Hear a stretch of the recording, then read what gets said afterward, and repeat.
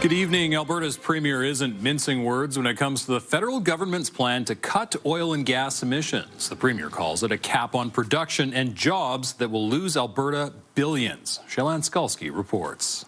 I'm pissed. I'm absolutely angry. Alberta's premier did not hold back, reacting to Ottawa's latest draft regulations on greenhouse gases. This is not responsible policy. This is a vendetta. Like, he has a deranged vendetta against Alberta. It's very obvious. We've been watching it for some time. He's trying to find a way to get around what the Constitution says. Last month, Alberta made a move with a $7 million advertising campaign to scrap the cap. They will continue doing stupid things, and we will continue focusing on helping Canadians to create a robust economy. Canada's Environment Minister calls the campaign hot air and disinformation. Whether it's Pierre Poilievre, whether it's Danielle Smith, whether it's Scott Moe, pretending that climate change isn't happening in the face of mounting climate impacts. After 2 years of consultations, Ottawa announced a cap on oil and gas emissions it says the sector should be able to achieve, with a plan to cut emissions 35% below 2019 levels before 2032. This net zero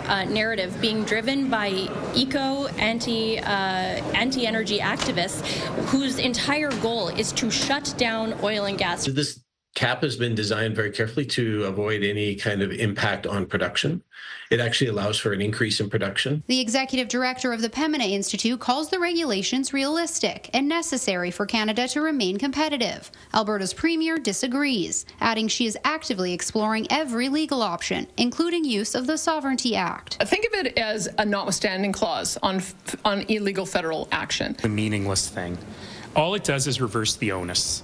You're in the same court case having the same arguments regardless. The regulations are to come into effect January 2026. Chelan Skulski, CTV News, Edmonton.